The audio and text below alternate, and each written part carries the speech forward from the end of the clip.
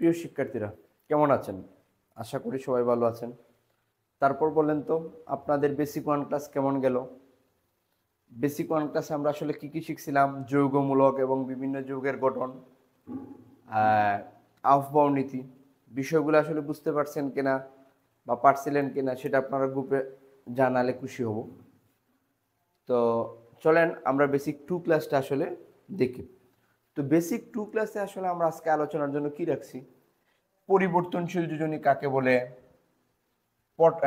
যেহেতু আমরা আহ্বান নীতি বেসিক ওয়ান ক্লাসে পড়ছিলাম, তার সাথে সম্পর্কযুক্ত দুইটা কোয়েকশন আছে। পটাশিয়ামের 19তম ইলেকট্রন 3D-তে না গিয়ে 4s-এ যায় কেন? কপার ও ক্রোমিয়ামের ইলেকট্রন বিন্যাস ব্যতিক্রম কেন? তারপর আমি আরো 4টা সূত্র রাখছি। এই সূত্রগুলা কি? আসলে কি কি বিক্রিয়া করলে উৎপাদ, কোন ধরনের উৎপাদ হয়? আমরা সাধারণত বিক্রিয়া নিয়েই অনেক ছাত্রছাত্রী জটিলতায় ভুগি যে স্যার আসলে কোন কোন পদার্থ বিক্রিয়া করলে কোন কোন উৎপাদ হবে, এই কনফিউশনটা আপনাদের মধ্যে থাকে। আশা করি সিম্পল যে বিক্রিয়াগুলো আছে আমাদের সচরাচর প্রয়োজন হয়, এই 4টা সূত্র শিখলে আমরা অনেকগুলো বিক্রিয়া লিখতে পারবো আসলে। তারপরে আছে সালফার ও ফসফরাস পরিবর্তনশীল যোজনী প্রদর্শন করে কেন? চলেন আমরা আসলে ক্লাসটা শুরু করি।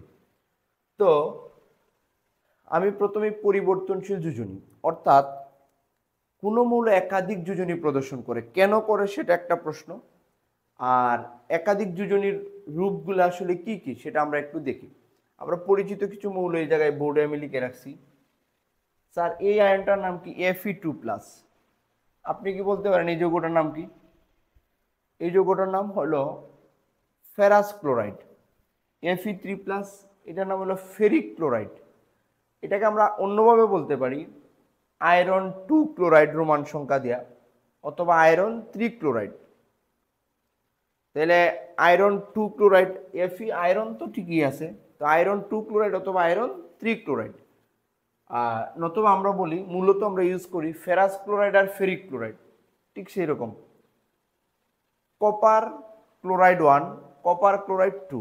আসলে এই জায়গায় 1 এবং 2 বলতে আমরা আসলে রোমান সংখ্যা ইউজ করে তার যোজনীটা নির্দেশ করি। কপারের যোজনী দুইটা, 1 এবং 2। মার্কারির যোজনী দুইটা, 1 এবং 2। আমি 1টা আর লিখি নাই, +1 দিই নাই। স্টেনাসের যোজনী দুইটা, 2 এবং 4। তো এরকম যোজনীর সাথে সাথে তাদের নামটাও কিন্তু পরিবর্তন হচ্ছে। তাহলে দেখেন তো Fe2+, এটার নাম আসলে আমরা কি লিখব? ফেরাস ক্লোরাইড লিখব।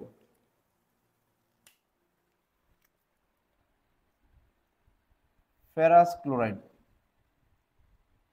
Ferrous chloride. অথবা আমরা কি লিখব? যে আয়রন, বইয়ে 2 ধরনের লেখা আছে। আয়রন ব্র্যাকেটে দিতে হবে আমাকে রোমান সংখ্যায় তার যোজনী, যে জায়গায় আয়রনের যোজনী আসলে কত? 2। আমরা এটা কিভাবে বের করছিলাম? ক্লোরিনের যোজনী আমাদের মুখস্থ ছিল -1 × 2, এটা +2। তাইলে আয়রন 2 ক্লোরাইড।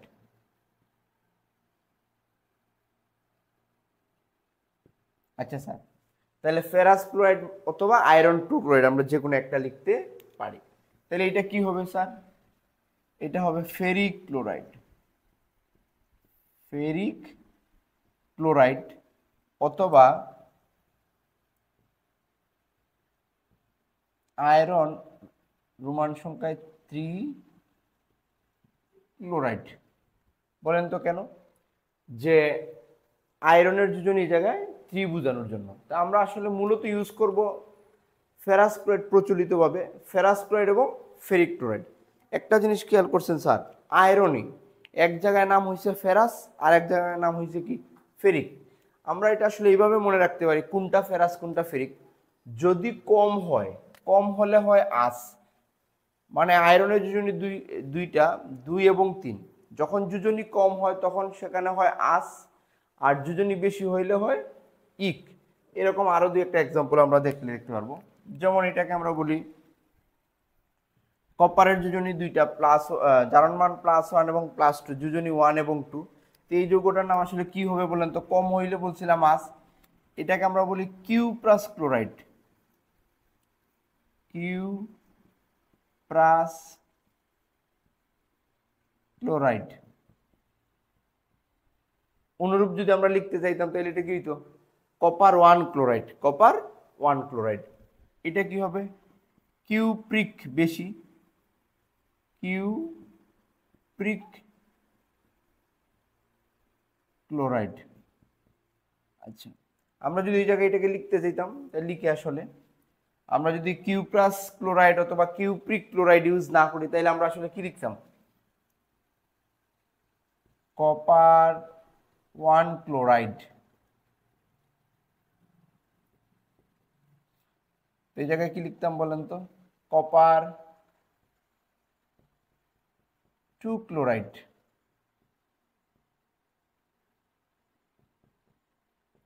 আসলে আমরা ইউজ করবো এটাই, কিউপ্রাস ক্লোরাইড আর কিউপ্রিক ক্লোরাইড। একটু আগে আমরা বলছিলাম না যে যোজনী যখন 1 হবে তখন নামের শেষে আস, যেমন কিউপ্রাস, আর যোজনী যখন বেশি হবে মানে 2 তখন সে এই জায়গায় হয়েছে কি? কিউপ্রিক। অনুরূপভাবে যদি আমরা এটাকে লিখি বলেন তো, মার্কিউরাস ক্লোরাইড, এটা মার্কারির যোজনী দুইটা আছে, মার্কিউরাস ক্লোরাইড। আমরা অনুরূপ যদি লিখতে চাইতাম তাহলে মার্কারি 1 ক্লোরাইড হইতো। এটা কি? Mercuric chloride, mercuric chloride. আমরা যদি এইভাবে লিখতে চাইতাম তো কিন্তু মার্কারি 2 ক্লোরাইড। আমি আর লিখছি না, আশা করি আমরা এই অনুরূপভাবে লিখতে পারবো এগুলা। এটা কি হবে স্যার? 2 থাকলে এখন আপনারা নিজেরা বলেন তো, SnCl2 এটা হলো স্টেনাস, টিনের সংকেত আর কি। SnCl2 এবং SnCl4 কি হবে বলেন স্যার? একটু মনে মনে ভাবেন। স্টেনাস, হ্যাঁ। তাহলে আসলে কি হবে স্যার? একটা হবে স্টেনাস ক্লোরাইড আর একটা হবে স্টেনিক ক্লোরাইড। স্টেনাস ক্লোরাইড আর স্টেনিক ক্লোরাইড, স্টেনাস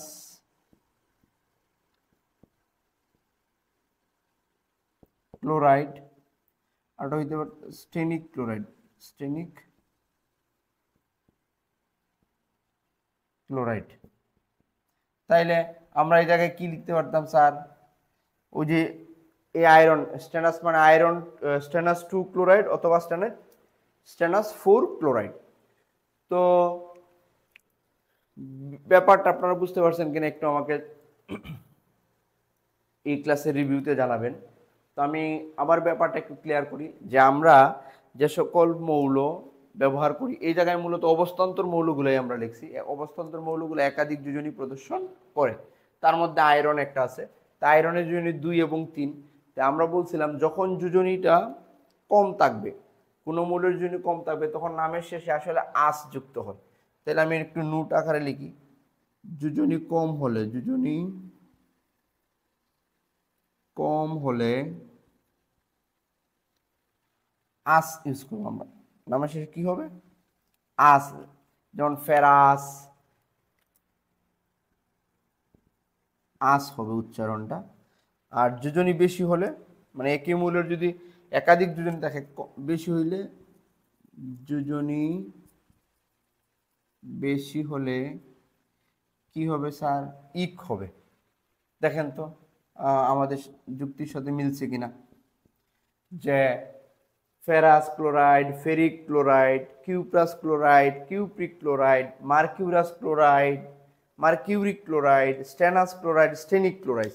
অর্থাৎ একই মৌলের যখন একাধিক যোজনী থাকবে তখন তার কম যেটা হবে, যেমন আয়রনের কম হইল Fe2+, Fe2+, তখন এটার নাম হয়েছে ফেরাস।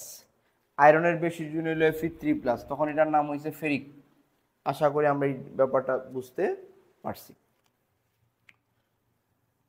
আচ্ছা, তাইলে আমরা পরিবর্তনশীল যোজনী প্রদর্শন করে এমন সচরাচর ব্যবহৃত হয় এমন কিছু অবস্থান্তর মৌল আমরা দেখলাম, এবং এদের নামকরণটা আসলে কিভাবে হয় সেটা আমরা আসলে বুঝতে পারছি। নিশ্চয়ই এইরকম কোনো যৌগ পাইলে আপনাদের আর কনফিউশন হবে না। আর এই পরিবর্তনশীল যোজনী যে স্যার অবস্থান্তর মূল তো অনেকগুলো আছে, আমরা কি সবগুলো মুখস্থ করব? না স্যার, আসলে আমরা এই যে কয়টা ব্যবহার করছি আমার বিশ্বাস এইগুলা পড়লে আমাদের কোর্সের পড়াশোনা চলে যাবে আর ঝামেলা থাকবে না। তাইলে আমরা দেখি অবস্থান্তর মৌলের আমরা আসলে কি পড়লাম এই মুহূর্তে, যে অবস্থান্তর মৌলগুলো একাধিক যোজনী প্রদর্শন করে, তাহলে কম যোজনী হইলে তাদের নামকরণ কি হবে, বেশি যোজনী হইলে তাদের নামকরণ কি হবে। তো যেমন ফেরাস হয়েছিল ফেরিক হয়েছিল, কিউপ্রাস হয়েছিল কিউপ্রিক হয়েছিল, মার্কিউরাস হয়েছিল মার্কিউরিক হয়েছিল, স্টেনাস হয়েছিল স্টেনিক হয়েছিল। তা আমরা আসলে দিন শেষে বলতে পারি কি, যে একই মৌলের যদি একাধিক যোজনী থাকে, তবে তার যদি কম যোজনী ব্যবহৃত হয় তখন ওই যৌগের নামটা আসলে হয় আস দিয়ে ফেরাস স্টেনাস মার্কিউরাস এরকম। আর যোজনী বেশি হলে তার নামটা হয় ইক দিয়ে ফেরিক মার্কিউরিক এবং স্টেনিক ইত্যাদি। আশা করি আপনারা এটা বুঝতে পারছেন। তাহলে চলেন আমরা পরের টপিকটা, হ্যাঁ, যেহেতু পরিবর্তনশীল যোজনী পড়ে ফেলছি আমরা, এই পরিবর্তনশীল যোজনীতে আরেকটা গুরুত্বপূর্ণ প্রশ্ন, এটা আপনাদের সিলেবাসেও আছে এবং আসে, যে সালফার বা ফসফরাস পরিবর্তনশীল যোজনী প্রদর্শন করে কেন। তাহলে চলেন আমরা আসলে এই প্রশ্নের উত্তরটাও শিখে ফেলি। সালফার বা ফসফরাস পরিবর্তনশীল যোজনী প্রদর্শন করে কেন। তো সালফারাস মূলত তিনটা যোজনী প্রদর্শন করে, 2, 4 এবং 6। তো চলেন আসলে কেন করে সেটা আমরা একটু দেখি। তো আমাদের প্রশ্নটা হবে সালফার পরিবর্তনশীল যোজনী প্রদর্শন করে কেন। পরিবর্তনশীল যোজনী প্রদর্শন করে কেন, প্রশ্ন আমাদের এটা, সালফার পরিবর্তনশীল যোজনী প্রদর্শন করে কেন। তাহলে চলেন স্যার আমরা সালফারের ইলেকট্রন বিন্যাসটা দেখি। সালফারের পারমাণবিক সংখ্যা আমরা সবাই জানি 16, আমরা 1 থেকে 30 পর্যন্ত মুখস্থ করছিলাম। 1s2 2s2 2p6 3s2। Sir আমি বেসিক 1 ক্লাসে বলছিলাম যখন আমাদের যোজনীর প্রশ্ন আসবে তখন আমরা শেষের স্তরটা ব্যঙ্গে ব্যঙ্গে লিখব, বিশেষ করে অধাতুর ক্ষেত্রে। 1s2 2s2 2p6 3s2, বাকি আছে কি আমার 3p4। এখন আমরা 3p4 না লিখে লিখব 3px 3py 3pz 3d তো আছে। এই 3d অরবিটালে ইলেকট্রন হয়তো যায় নাই, তবে আমার 3d অরবিটালটা তো আছে, আমি দিয়ে রাখলাম। তাইলে 3p4 হবে। তাই হুন্ডের নিয়ম অনুসারে আমরা কি বলছিলাম, যে ইলেকট্রন আগে একটা একটা করে যাবে, গেল সমশক্তি সম্পন্ন অরবিটালে ইলেকট্রন একটি একটি করে প্রবেশ করে। এই জায়গায় একটা, এই জায়গায় একটা, এই জায়গায় একটা, আরেকটা বাকি আছে, এই জায়গায় চলে আসলো। এখন দেখেন তো স্যার, সালফারের বহিস্তরে বেজুর ইলেকট্রন কয়টা, 2টা। সুতরাং এই জায়গায় তার যোজনী হবে, তার যোজনী হচ্ছে কত, 2। এই অবস্থায় তার যোজনী কি নির্দেশ করতেছে, 2। যতটা বেজুর ইলেকট্রন থাকে, আমরা বেসিক 1 ক্লাসে পড়ছিলাম অধাতব পরমাণুর ক্ষেত্রে বহিস্তরে বিদ্যমান বেজুর ইলেকট্রন সংখ্যায় তার যোজনী নির্দেশ করে। এই জায়গায় তার যোজনী 2। আচ্ছা, যোজনী 2 এমন একটা যৌগের নাম যদি আমরা আসলে বলি, এই যৌগটা আসলে কি H2S।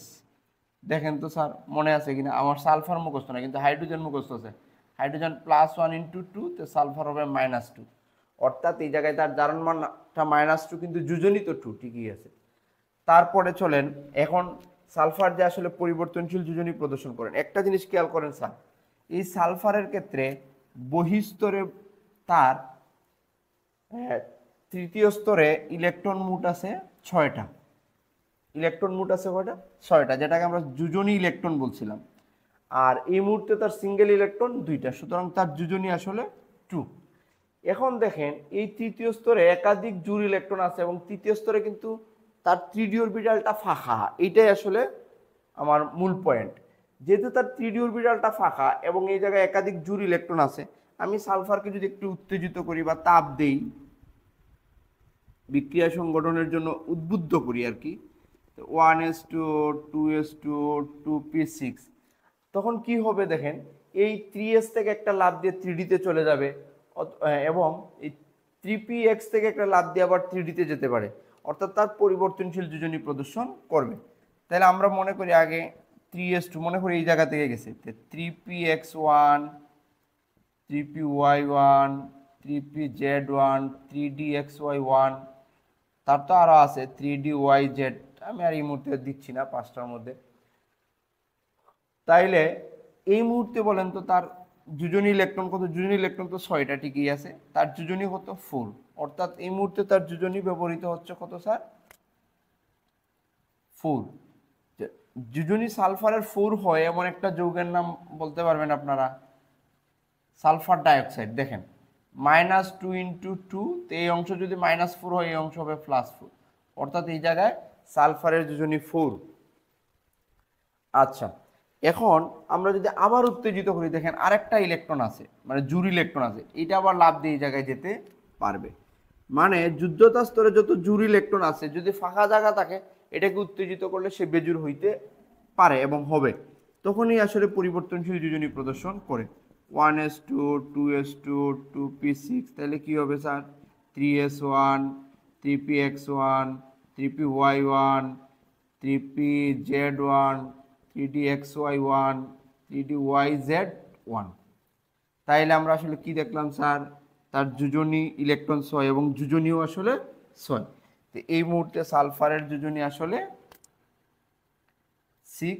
6 যোজনী বিশিষ্ট এমন একটা যৌগ, আমরা জানি সালফিউরিক অ্যাসিডে সালফারের কেন্দ্রীয় পরমাণু জারণ মান 6, তবু আমরা এই যৌগটা দিতে পারি সালফার ট্রাইঅক্সাইড।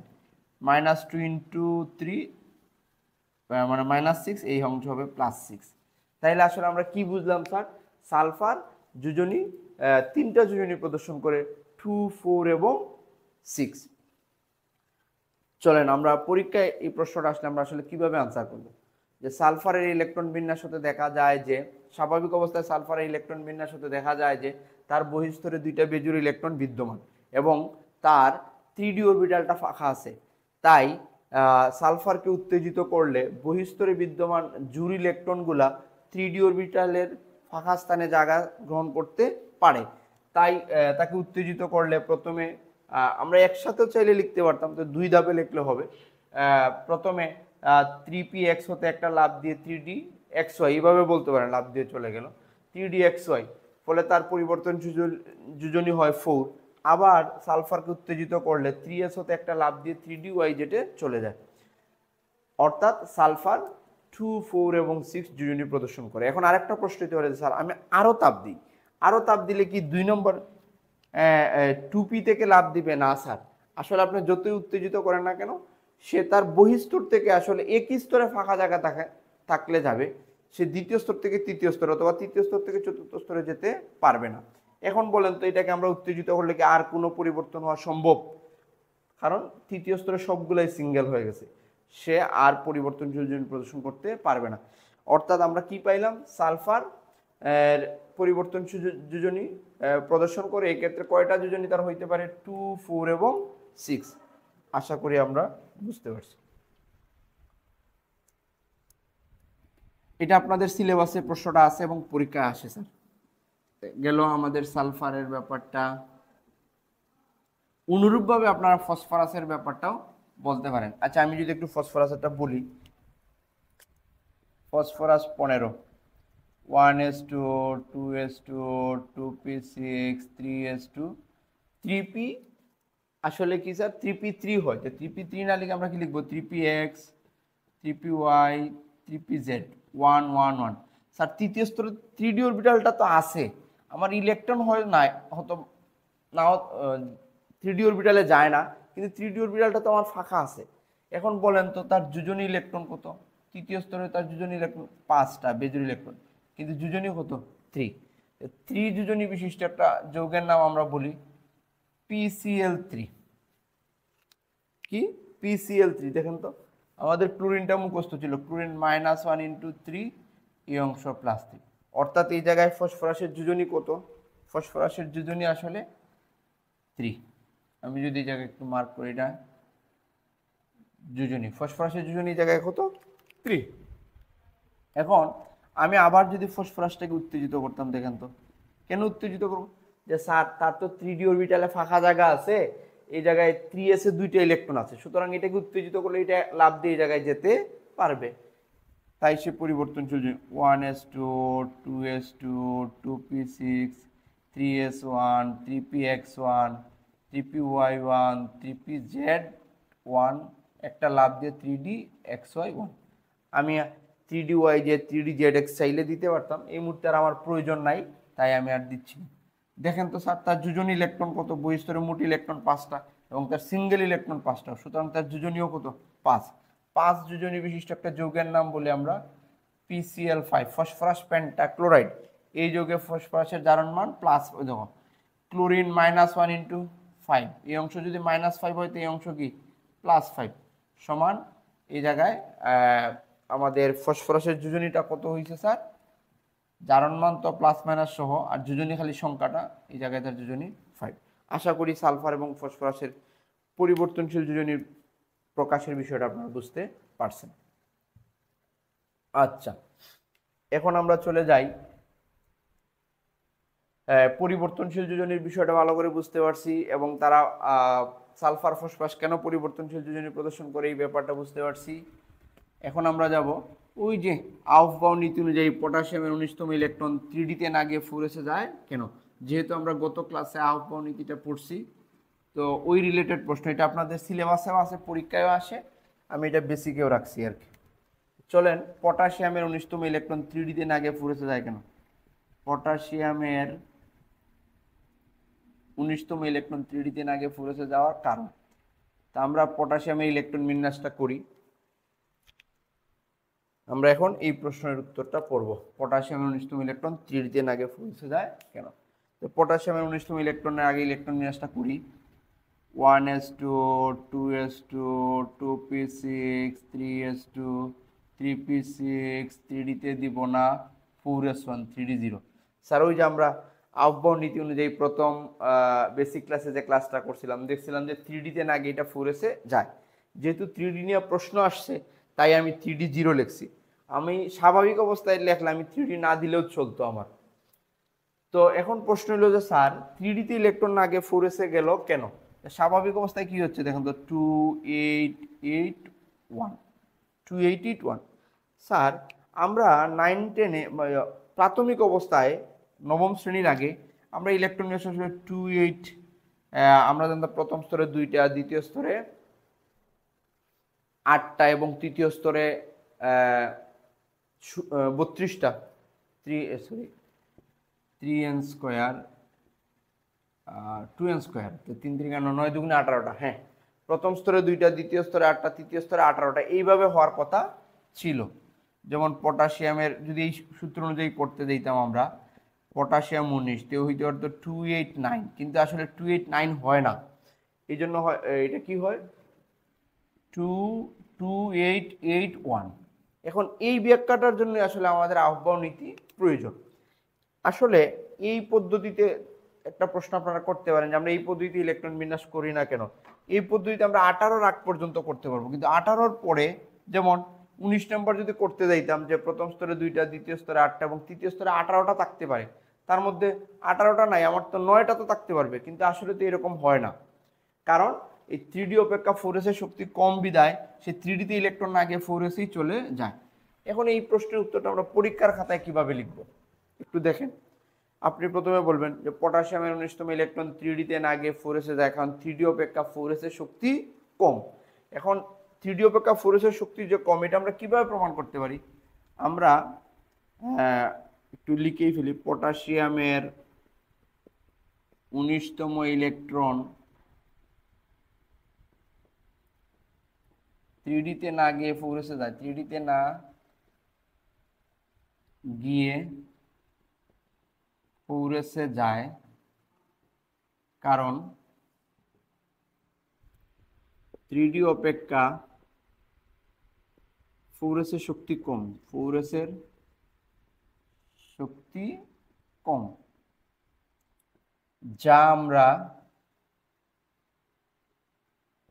n+l এর সাহায্যে, n+l আমরা স্মল লেটারে দিব n এবং l, n+l এর সাহায্যে নির্ণয় করতে পারি, এর সাহায্যে নির্ণয় করতে পারি। তাহলে চলেন আমরা, অর্থাৎ 3D এবং 4s-এর ক্ষেত্রে আমি n+l এর মানটা বের করব। আমরা যদি এখন বলি প্রথমেই 3D এর ক্ষেত্রে, 3D এর ক্ষেত্রে n সমান হবে 3, l সমান হবে 2। এখন আপনি বলতে পারেন স্যার এই মানটা কোথা থেকে আসলো, আমরা বলছিলাম স্যার l এর মান হয় 4টা, l সমান 0 1 2 3 s p d a। দেখেন তো এইটা হইলো n, এই প্রথমটা হইলো n, এই অংশটা হলো এন আর এই অংশটা হয় এল। আচ্ছা তাইলে একটু বলেন তো, এন যদি 3 হয় তো এল মানে ডি, ডি মানে কত স্যার 2, তাইলে এন প্লাস এল। এখন আমরা তাইলে বলতে পারতেছি অতএব প্রথমটা এন দ্বিতীয়টা এল, অতএব এন প্লাস এল সমান 3 প্লাস 2 সমান কি হচ্ছে স্যার 5। সেম আমি যদি আবার 4s এর ক্ষেত্রে আবার 4s এর ক্ষেত্রে বলেন তো স্যার 4s এর ক্ষেত্রে কি হবে, n সমান 4 আর l সমান কি হবে স্যার, s মানে l মানে হবে 0 0, অতএব n প্লাস l সমান 4 প্লাস 0 সমান কি 4। তাইলে আপনারা একটু খেয়াল করেন তো স্যার যে n প্লাস l এর মানটা এই ক্ষেত্রে কত হয়েছে 5, এই ক্ষেত্রে হয়েছে 4, তো 4s এর ক্ষেত্রে মানটা কি হয়েছে কম হয়েছে। তাইলে আমরা লিখতে পারি না যেহেতু যেহেতু 3D greater than 4s, 3D এর মানটা 4s অপেক্ষা বেশি, তাই ইলেকট্রন আগে 3D তে না গিয়ে 4s এ যায়, কারণ আমরা জানি ইলেকট্রন আগে নিম্ন শক্তির অরবিটালে গমন করে। এইটাই ছিল আমার আহ্ব নীতি। ওকে, এটা আমরা পারছি। তাইলে স্যার পটাশিয়ামের 19তম ইলেকট্রন 3D তে না গিয়ে 4s এ যায় কেন। এখন আরেকটা কনফিউশন আপনার আসতে পারে, আমি একটু বলে দিই যে কখনো যদি দুইটা অরবিটালের ক্ষেত্রে n প্লাস এল এর মান কি হয়ে যায় সমান হয়ে যায়, যেমন এটা 5 হয়েছে আরেকটা 5 হয়ে গেছে, তাহলে কোনটাতে আগে ইলেকট্রন যাবে। এই ক্ষেত্রে n প্লাস এল এর মান সমান হইলে যার n এর মান কম ইলেকট্রন আগে ওইটাতে প্রবেশ করবে। আচ্ছা আমি একটু এই প্রশ্নের উত্তর এতটুকু লিখলেই হবে স্যার, যে যেহেতু 3D গ্রেটার দেন 4s অর্থাৎ আগে ইলেকট্রন 3D তে না আগে 4s এ যাবে। তাহলে আরেকটা অনুরূপ যে প্রশ্ন আসতে পারে, আমি এটা নিয়ে একটু যদি আপনাকে বলি, এটা আপনারা তুলছেন নিশ্চয়ই, এটা এইভাবে লিখলেই হবে। আচ্ছা আমি এটা একটু দেখাই ফেলি রাফ আকারেই, যে আপনাকে যদি বলে 3D এবং 4p এই দুইটার মধ্যে কোনটাতে আগে ইলেকট্রন যাবে, তা আপনি 3Dর ক্ষেত্রে আগে n এর মান বের করেন তো। n হইল n3, l মানে কি স্যার 2, অতএব n প্লাস l সমান 3 প্লাস 2 সমান 5। আবার আপনি এটার ক্ষেত্রে বের করেন তো, p মানে হইল 1, p এর ক্ষেত্রে l সমান 1, 4 এর ক্ষেত্রে n সমান 4, অতএব n প্লাস l সমান 4 প্লাস 1 সমান কি 5।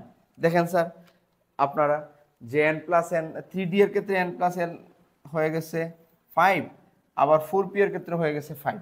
তাইলে আসলে আগে কোনটাতে ইলেকট্রন প্রবেশ করবে, এই ক্ষেত্রে যার n এর মান কম, যার n এর মান কম, যার n এর মান কম, যার n এর মান কম তা আগে ইলেকট্রন তাতে প্রবেশ করবে, আগে ইলেকট্রন তাতে প্রবেশ করবে তাইলে এর মানে কি দাঁড়াইলো, এই জায়গায় 3D এর ক্ষেত্রে n এর মান 3 এবং 4p এর ক্ষেত্রে n এর মান 4, সুতরাং 3D এবং 4p এর ক্ষেত্রে ইলেকট্রন আগে 3D তে প্রবেশ করবে। আশা করি বুঝতে পারছেন, অর্থাৎ n প্লাস l এর মান সমান হইলে যার n এর মান কম ইলেকট্রন আগে ওইটাতে প্রবেশ করবে। ওকে স্যার, পটাশিয়ামের 19তম ইলেকট্রন 3D তে না গিয়ে 4s এ যায় কেন, যে আমরা n প্লাস l এর সাহায্যে এটা নির্ণয় করব, যার n প্লাস l এর মান কম হবে তার শক্তি কম, ইলেকট্রন আগে ওইটাতে প্রবেশ করবে, এবং একাধিক অরবিটালের ক্ষেত্রে n প্লাস l এর মান সমান হলে যার n এর মান কম ইলেকট্রন আগে ওইটাতে প্রবেশ করবে। আশা করি বুঝতে পারছেন। তাইলে চলেন আমরা এই টপিকটা শেষ করলাম। এখন আমরা কপার এবং ক্রোমিয়ামের ইলেকট্রন বিন্যাস ব্যতিক্রম কেন, এটা আমাদের অনেকেরই জানা, তারপর আমি একটু মনে করিয়ে দিই।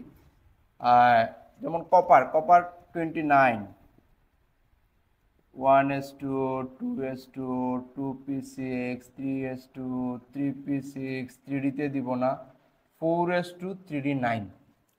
মানে আমরা তো বলছি স্যার একটু আগে নিয়মটা যে 4 নিম্ন শক্তির পূর্ণ করে উচ্চ শক্তি স্তরে আসবে, 4s2 3d 9, 4s এর শক্তি কম। এটা হলো স্বাভাবিকভাবে বা আফবাউ নীতি অনুসারে, এটা হলো আফবাউ নীতি অনুসারে ইলেকট্রন বিন্যাস, কিন্তু এই ইলেকট্রন বিন্যাসটা ভুল পদ্ধতি। এর মানে আমরা বলতে পারি কপারের ইলেকট্রন বিন্যাস আহ্বান নীতি অনুসারে হয় না। এখন ভুল পদ্ধতি কেন? বিজ্ঞানী হুন্ডের একটা নিয়ম আছে যে অরবিটাল সমূহ পূর্ণ এবং অর্ধপূর্ণ অবস্থায় অধিক স্থিতিশীল হয়। এখন একটু দেখেন তো স্যার, আমরা যদি এই জায়গাটার ক্ষেত্রে একটু খেয়াল করি, এই জায়গায় NS2 মানে এস অরবিটালের দুইটা, মানে 4 n এর মানটা 4 যদি ধরি, আর এই জায়গায় আছে n-1 d9। এই জায়গায় আমি n-1 d9 বলতে আসলে কি বুঝাইছি, যে 4s আর এটা হলো 3d। এইভাবে না লিখে আমি এইভাবে লিখতে পারি 3d9 4s2। তো দেখেন তো স্যার, যে এই জায়গায় এস অরবিটালটা পূর্ণ আছে কিন্তু ডি অরবিটালটা পূর্ণ বা অর্ধপূর্ণ না। ডি অরবিটাল পূর্ণ বলতে আসলে কি d10 অথবা d5। আর আমি যদি পি পূর্ণ বলি p6 অথবা p3, এস পূর্ণ হইল 2 অথবা s1, f17 14 অথবা f7। আমরা জানি অরবিটাল সময় এভাবে পূর্ণ অথবা অর্ধপূর্ণ অবস্থায় অধিক স্থিতিশীল হয়। তাইলে এই জায়গায় দেখেন 4s পূর্ণ হইলেও 3dটা পূর্ণ বা অর্ধপূর্ণ নয়। কিন্তু আমরা যদি এই ইলেকট্রন বিন্যাস এরকম হইতো, দেখেন তো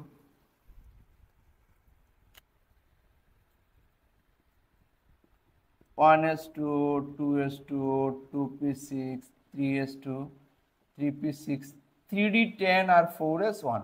এখন একটু দেখেন তো স্যার, যেইটা অর্ধপূর্ণ হয়েছে এটা পূর্ণ হয়েছে, এই জায়গায় খালি এটা পূর্ণ, কিন্তু এটা পূর্ণ বা অর্ধপূর্ণ কোনোটাই হয় না। কিন্তু এই ক্ষেত্রে এটা পূর্ণ হইলো আবার এটা অর্ধপূর্ণ হইলো, তাইলে আমার স্থিতিশীলতা কি হয়ে যায়, বেড়ে যায়।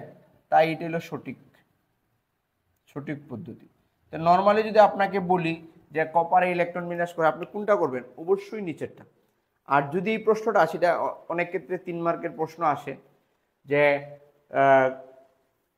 কপারের ইলেকট্রন বিন্যাস ব্যতিক্রম কেন, তা আপনি এইভাবে আনসার করবেন যে কপারের ইলেকট্রন বিন্যাস হতে দেখা যায় স্বাভাবিক অবস্থায় তার ইলেকট্রন 4s2 এবং 3d9 হয়, কিন্তু এই ক্ষেত্রে 4s পূর্ণ হইলেও 3d অরবিটাল পূর্ণ বা অর্ধপূর্ণ নয়। আমরা জানি হুন্ডের নিয়ম অনুসারে অরবিটাল সমূহ পূর্ণ এবং অর্ধপূর্ণ অবস্থায় অধিক স্থিতিশীল হয়। এই ক্ষেত্রে 4s হতে একটা ইলেকট্রন 3d-তে চলে আসলে 3d অরবিটালটা পূর্ণ হয় এবং 4s অর্ধপূর্ণ হয়, ফলে তার স্থিতিশীলতা কি হয়ে যায়, বেড়ে যায়। আর আমরা জানি প্রত্যেক পরমাণু আসলে স্থিতিশীল হইতে চাইতে তার সঠিক পদ্ধতি হলো এইটাই। এখন সেম যদি স্যার আমি আপনাকে ক্রোমিয়ামের ব্যাপারটা বলি, আপনারা ক্রোমিয়ামের ইলেকট্রন বিন্যাসটা একটু করেন তো স্যার। ক্রোমিয়াম ক্রোমিয়াম কত sir? 24, 1s2 2s2 2p6 3s2 3p6 3d-তে দিব না, 4s2 3d4। দেখেন তো স্যার 4s পূর্ণ কিন্তু 3d অরবিট 3d4 এটা পূর্ণ বা অর্ধপূর্ণ কোনোটাই নয়, তাহলে এটা হবে ভুল পদ্ধতি। অর্থাৎ আহ্বান নীতি অনুসারে ইলেকট্রন বিন্যাস এটা করলে হবে না। তখন সে কি করবে, পূর্ণ স্থিতিশীলতা অর্জনের জন্য এই জায়গাতে একটা নিয়ে আসলো এই জায়গায়, তাইলে তখন তার কারেক্ট ইলেকট্রন বিন্যাস, সরি ক্রোমিয়ামের সংখ্যাটা হবে সিআর স্যার, সিআর। আমি কপারেরটাই লিখে ফেলছি। Chromium 24, 1s2 2s2 2p6 3s2 3p6, তাহলে কি হচ্ছে স্যার 3d5 এবং 4s1 দুইটাই আসলে অর্ধপূর্ণ হয়ে গেছে, তাই তার স্থিতিশীলতা বেড়ে গেছে। এটা সঠিক পদ্ধতি। আচ্ছা, এত কিছু লাগবে না স্যার, আপনারা একটা জিনিস খেয়াল করবেন, যদি কখনো দেখেন ইলেকট্রন বিন্যাস করতে গিয়া ডি অরবিটালে 9টা হয়ে গেছে আর এসে তখন থাকবে 2টা, তখন আপনি নির্দ্বিধায় ওই 9টাকে 10টা বানিয়ে ফেলবেন। আর এই জায়গায় কোথাও যদি 3d4 থাকে তখন আপনি এটাকে নির্দ্বিধায় মনে করতে হবে যে এটা 3d5 হবে, কারণ 3d9 হইলে সে একটা নিয়ে 10 হয়ে যাবে, 3d4 হইলে সে একটা নিয়ে আইসা 5 হয়ে যাবে। এটা যে কোনো ক্ষেত্রেই। যেমন অনুরূপ আপনারা নিজেরা একটা করবেন, সিলভার 47, ক্লাস শেষে গ্রুপে জানাবেন যে এটা আসলে ব্যতিক্রম কিনা। হ্যাঁ, এই ক্ষেত্রে সিলভারের ক্ষেত্রেও দেখবেন শেষের দিকে হয়েছে 5s2 4d9, তাহলে এটা আসলে কি করা লাগবে, 4d10 আর 5s1। তা আপনাকে একটা প্রশ্ন, গুরুত্বপূর্ণ প্রশ্ন, কপার ক্রোমিয়ামের ইলেকট্রন বিন্যাস ব্যতিক্রম বা সিলভারের ইলেকট্রন বিন্যাস ব্যতিক্রম কেন? আশা করি বুঝতে পারছেন সবাই। ওকে স্যার, তাইলে আমরা কি কি পড়লাম? পরিবর্তনশীল যোজনী, তারপরে পটাশিয়াম অনুষ্ঠম ইলেকট্রন 3d-তে না গিয়ে পৌঁছে যায় কেন, কপার ক্রোমিয়ামের ইলেকট্রন বিন্যাস ব্যতিক্রম কেন, সালফার এবং ফসফরাসের পরিবর্তনশীল যোজনী প্রদর্শনের ব্যাপারটা। এখন আমরা একটু দ্রুত গতিতে এই যে বিক্রিয়ার সূত্রগুলো একটু দেখে নেব। আমার বিশ্বাস আপনারা অনেকেই এই ব্যাপারগুলো পারেন, তবু আমি একটু মনে করিয়ে দিই।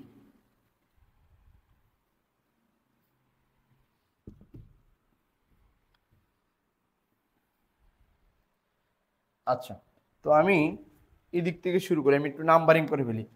সক্রিয় ধাতু প্লাস অ্যাসিড, এটার 1 নাম্বার দিলাম। তারপরে ধাতব কার্বনেট প্লাস অ্যাসিড, এটা দিয়ে দিই 2 নাম্বার। ধাতব হাইড্রোজেন কার্বন, এটাকে দিয়ে 3 নাম্বার, 4 নাম্বার। তো 4টা সূত্র মনে করি আর কি, আমরা সূত্র হিসেবে শিখে ফেলি। 1 নাম্বারটা হইল যে সক্রিয় ধাতু প্লাস অ্যাসিড দিলে আসলে কি হবে। সূত্রটা হলো সক্রিয় ধাতু আর অ্যাসিডের সাথে বিক্রিয়া দিলে লবণ এবং হাইড্রোজেন গ্যাস, হাইড্রোজেন যেহেতু সংকেতটা কমন, আমি H2 লিখে ফেলি। তাহলে আমার সূত্রটা হলো যে কোনো সক্রিয় ধাতুর সাথে আমি অ্যাসিডের বিক্রিয়া দিলে লবণ এবং হাইড্রোজেন গ্যাস উৎপন্ন হবে। সক্রিয় ধাতু আসলে কারা? সক্রিয়তা সিরিজ একটা আছে। তো এই সক্রিয়তা সিরিজে যেমন আমি অনেকে অনেকভাবে আসলে এটা মনে রাখে। তাইলে আমার একটা ছোটবেলায় শেখা ছন্দ ছিল, যেমন এরকম লিথিয়াম বলে, পটাশিয়াম শূন্য, কালো মেঘ এলে, চেয়ারম্যান জীবনে আরো, টিন পাবে, হাইড্রোজেনের ছিল কপার, মার ছিল প্লাটিনাম, তাই নিয়ে গুলমাল।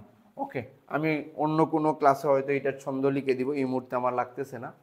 আসলে এই অ্যালুমিনিয়াম পর্যন্ত এটা হলো অধিক সক্রিয় ধাতু, হাইড্রোজেনের উপর থেকে জিঙ্ক এটা হলো মধ্যম সক্রিয় ধাতু, এবং হাইড্রোজেনের নিচে যেগুলো আছে সেগুলো কম সক্রিয় ধাতু। তাইলে আমরা আসলে সক্রিয় ধাতু বলতে কি বুঝাইছি? যে কোনো হাইড্রোজেনের উপরে এইগুলা, এই ধাতুগুলো হলো সক্রিয়। মানে আমরা যদি একটা বিক্রিয়া দেখি, মনে করেন জিঙ্ক প্লাস সালফিউরিক অ্যাসিড, আমাদের পরিচিত একটা বিক্রিয়া। উৎপাদটা কি হবে? জিঙ্কে হাইড্রোজেনকে সরাইয়া জিঙ্ক সালফেট প্লাস হাইড্রোজেন। এই জায়গায় যদি আমি কপার দিতাম তাহলে কিন্তু কপার সালফেট হইতো না, কারণ কপার হাইড্রোজেনকে সরাইতে পারবে না। কপারের সক্রিয়তা হাইড্রোজেন অপেক্ষা কি কম। তাহলে আমরা সক্রিয় ধাতু বলতে বুঝাইছি হাইড্রোজেনের উপরের যে কোনো ধাতু হাইড্রোজেনকে প্রতিস্থাপন করতে পারবে। তাইলে আমি যদি জায়গায় মনে করেন সোডিয়াম দিই, দেখেন তো, সোডিয়াম প্লাস সালফিউরিক অ্যাসিড, যে কোনো অ্যাসিড দিতে পারতাম। তাইলে আমার সূত্র অনুযায়ী কি হবে স্যার? সোডিয়াম সালফেট লবণ। তো সোডিয়াম সালফেটের সংকেত কি? Na2SO4 plus H2। আমরা কি সোডিয়াম সালফেটের সংকেত কি NaSO4 স্যার? আশা করি এটা আমি বেসিক 1 ক্লাসে আপনাকে কনফিউশন দূর করে দিয়েছিলাম। -2 এটা +1, শূন্য হয় নাই, শূন্য হয়ে দিলে এই জায়গায় আমি 2 দিব, অর্থাৎ Na2SO4। যেহেতু আমি প্রথম ক্লাসে এটা নিয়ে আলোচনা করছি, এই মুহূর্তে আর করতেছি না। তাইলে আমার এই জায়গায় সোডিয়াম কয়টা হলো? 2। তাইলে আমরা আসলে কি বুঝলাম? যে কোনো সক্রিয় ধাতুর সাথে যে কোনো অ্যাসিডের বিক্রিয়ায় লবণ আর হাইড্রোজেন গ্যাস হবে। শেষ। এখন আসেন 2 নাম্বারটা, যেটা ধাতব কার্বনেট প্লাস অ্যাসিড। ধাতব কার্বনেট প্লাস অ্যাসিড দিলে হবে লবণ, পানি আর কার্বন ডাইঅক্সাইড। যেহেতু পানি এবং কার্বন ডাইঅক্সাইডের সংকেত ফিক্সড, আমরা দিয়ে দিলাম। সূত্রটা হলো ধাতব কার্বনেটের সাথে যে কোনো অ্যাসিডের বিক্রিয়া লবণ, পানি, কার্বন ডাইঅক্সাইড হয়। ফর এক্সাম্পল, একটা ধাতব কার্বনেটের নাম বলেন তো, মনে করেন সোডিয়াম কার্বনেট, এর সাথে একটা অ্যাসিড দিলাম, যে কোনো অ্যাসিড দিলাম HCl, দিলে লবণ হবে, লবণটার নাম হবে NaCl, পানি এবং কার্বন ডাই অক্সাইড। এখন আমরা এটা সমতা সাধন কিভাবে করব? সোডিয়াম এই জায়গায় 2টা দিলাম আমি 2, ক্লোরিন এই জায়গায় 2টা হয়ে গেছে, তো এই জায়গায় হবে 2। যে কোনো ধাতব কার্বনেটের লগে যে কোনো অ্যাসিডের বিক্রিয়া কি হবে? লবণ, পানি, কার্বন ডাইঅক্সাইড। এখন আমি যদি মনে করতাম যে না, আমরা এই জায়গায় ম্যাগনেসিয়াম কার্বনেট দিই, আমি অন্য একটা অ্যাসিড দিই, সালফিউরিক অ্যাসিড, কোনো সমস্যা নেই। তাহলে কি হবে? লবণ হবে ম্যাগনেসিয়াম সালফেট, MgSO4, সাথে হইব পানি এবং কার্বন ডাইঅক্সাইড। অর্থাৎ কার্বনেট লবণ থাকলেই আসলে কার্বন ডাইঅক্সাইড হবে। এই জায়গায় আর সমতা সাধন করা লাগতেছে না, এটা অলরেডি আছে। চলেন এখন 3 নাম্বার, ধাতব হাইড্রোজেন কার্বনেট। ধাতব হাইড্রোজেন কার্বনেট আমরা আসলে বাইকার্বনেটে বলে থাকি। আমাদের সূত্রটা কি? ধাতব হাইড্রোজেন কার্বনেট প্লাস অ্যাসিড দিলে সেম লবণ, পানি, কার্বন ডাইঅক্সাইড। লবণ আগের নিয়মে লবণ, পানি আর কি কার্বন ডাই অক্সাইড। তাইলে আমরা ধাতব হাইড্রোজেন কার্বনেট একটা যৌগের নাম লিখি, যেমন মনে করেন সোডিয়াম হাইড্রোজেন কার্বনেট, এটার নাম আমরা সোডিয়াম বাইকার্বনেটও বলে থাকি। তার লগে আমরা অ্যাসিড দিই, সেম সূত্র, লবণ NaCl, লবণ, পানি আর কি কার্বন ডাই অক্সাইড, সমাধান করা লাগবে না আছে। এখন মনে করেন এটার সাথে সোডিয়াম বাইকার্বনেটের সাথে, এটাই আমাদের পরিচিত বেকিং পাউডার, এটার নাম আসলে, বা খাবার সোডাও আমরা বলি। এর সাথে যদি আমি সালফিউরিক অ্যাসিড দিতাম,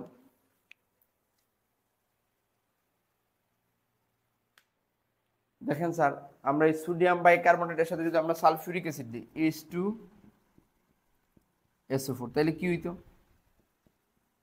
সোডিয়াম সালফেট প্লাস পানি প্লাস কি দা কার্বন ডাই অক্সাইড। সোডিয়ামের জায়গায় কয়টা? দুইটা দিলাম আমি 2। হাইড্রোজেন কয়টা হয়েছে? 2 2 4, এই জায়গায় হইতো 2। কার্বন হয়েছে দুইটা, দিতাম আমি 2। আশা করি সমাধান হয়ে গেছে। তো ধাতব কার্বনেটের সাথে অ্যাসিডের বিক্রিয়া কি হয়? লবণ, পানি, কার্বন ডাই অক্সাইড। তাইলে আমাদের 3 নম্বর সূত্র চলে গেল। চলেন আমরা 4 নম্বরটা দেখি, এটা আমাদের পরিচিত, ধাতুর অক্সাইড ও হাইড্রোক্সাইডের সাথে অ্যাসিডের বিক্রিয়া। এটা মূলত প্রশমন বিক্রিয়া আর কি। ধাতুর oxide oblique hydroxide plus acid, লবণ প্লাস কি পানি, পানির সঙ্গে তার ফিক্সড ইউনিটি গলে। আমরা একটা এক্সাম্পল দেখি, ধাতুর অক্সাইড বলতে মনে হন ক্যালসিয়াম অক্সাইড, এর মধ্যে আমি অ্যাসিড দিলাম, কি হবে? ক্যালসিয়াম ক্লোরাইড হবে আর পানি হবে। এই জায়গায় ক্লোরিন কয়টা স্যার? 2টা দিলাম আমি 2, হয়ে গেছে। যে কোনো ধাতব অক্সাইডের সাথে অ্যাসিডের বিক্রিয়া দিলে লবণ এবং পানি হবে। এবং হাইড্রোক্সাইড, ধাতব হাইড্রোক্সাইড, মনে করেন এটা ক্যালসিয়াম হাইড্রোক্সাইড, HCl দিলে ক্যালসিয়াম ক্লোরাইড প্লাস পানি। ক্লোরিনের জায়গায় কয়টা? 2টা। ওকে স্যার, আশা করি আমরা টপিকগুলো বুঝতে পারছি। ধাতব কার্বনেটের সাথে অ্যাসিডের বিক্রিয়া লবণ, পানি, কার্বন ডাই অক্সাইড। সক্রিয় ধাতুর সাথে অ্যাসিডের বিক্রিয়া লবণ আর হাইড্রোজেন গ্যাস। ধাতব হাইড্রোজেন কার্বনেটের সাথে অ্যাসিডের বিক্রিয়া লবণ, পানি, কার্বন ডাই অক্সাইড। ধাতুর অক্সাইড আর অ্যাসিড মিলে লবণ এবং পানি। ওকে স্যার, বেসিক 2 ক্লাসে আমরা আসলে কি কি শিখলাম, পরিবর্তনশীল যোজনী কি, কারাই এই পরিবর্তনশীল যোজনী প্রদর্শন করে, ফসফরাস সালফার পরিবর্তনশীল যোজনী প্রদর্শন করে কেন, পটাশিয়ামের 19তম ইলেকট্রন 3D-তে না গিয়ে 4s-এ যায় কেন, কপার ক্রোমিয়ামের ইলেকট্রন বিন্যাস ব্যতিক্রম কেন, এবং এই 4টা সূত্র। ভালো থাকবেন, দেখা হবে পরবর্তী ক্লাসে। আমরা যেহেতু বেসিক 1 এবং বেসিক 2 করে ফেলছি, বেসিক 3 ক্লাস যদি আমি এই মুহূর্তে দেই, তাইলে আমাদের এটা হবে জৈব যৌগের উপরে। আমাদের জৈব যৌগের অনেক প্রশ্ন আছে, আর সাধারণত আমরা নবম দশম শ্রেণী বা ইন্টারমিডিয়েটে জৈব যৌগটা অনেকেই স্কিপ করে যাই। তো আমরা জৈব যৌগের বেসিক দেওয়ার পর আমরা আসলে আমাদের মূল কোর্সে চলে যাব। ধন্যবাদ সবাইকে।